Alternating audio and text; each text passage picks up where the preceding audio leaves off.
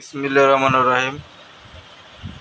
রাষ্ট্রপতি হামিদ সাহেব যে বাংলাদেশ ত্যাগ করে চলে গেল, উনি কি শামীম ওসমানের মতন বোরখা পরি পালাইছে যে কেউ চোখে দেখতে পেল না?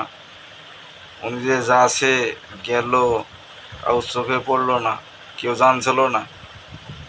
উনি যাওয়াতে এখন যে দেশের মধ্যে হয়েছে ওই আন্দোলন গ্যাঞ্জাম, এই ভক্কর চক্কর যে শুরু হয়ে গেছে, এগুলা তো উনি না যেতে পারলে এগুলা কিছুই হতো না।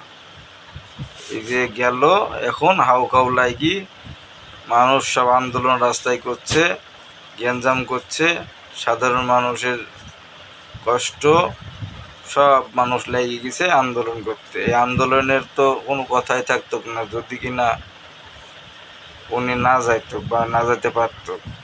উনি যাইতে পারছে, আন্দোলন শুরু হয়ে গেছে। মানে কথাই বলে না যে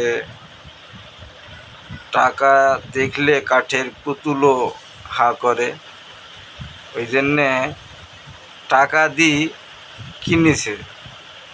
আব্দুল হামিদ তো কম টাকা কামাই করেনি, ওনার নামে কেস কাছারি যদি থাকতো বা আছে, হিসাব দিতে হবে।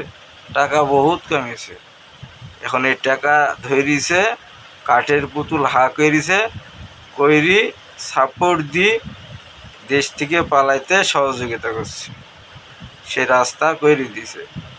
আর যদি টাকা না নেয় তাহলে আওয়ামী লীগের কিছু লোকজন আছে যারা উপর পদে এখনো বসি, তারা তাকে সাপোর্ট দিয়ে দেশ থেকে ঘোরার জন্যে ভ্রমণে পাঠিয়ে দিছে, যে যান বেরিয়ে আসেন, আমরা আছি, এরকম সিস্টেম করেছে।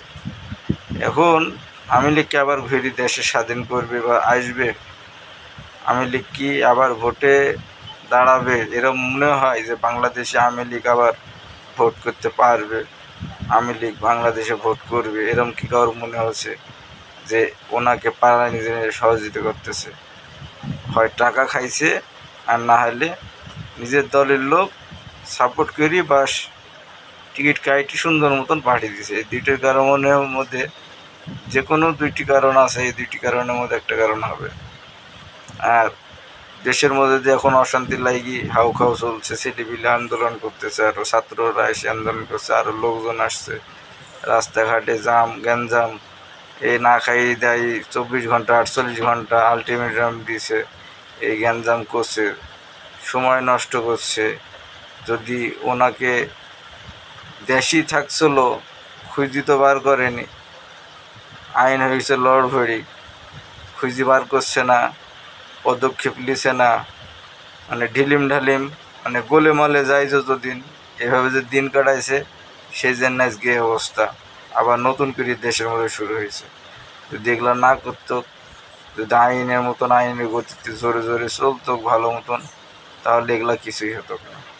আল্লাহ তাআলা সবাইকে সঠিক বুঝ দান করুন, আল্লাহ তাআলা সবাইকে হেদায়েত নসিব করুন, সত্যের বিচার যেন হয়, আল্লাহ যেন সবাইকে রহম করে, আমিন।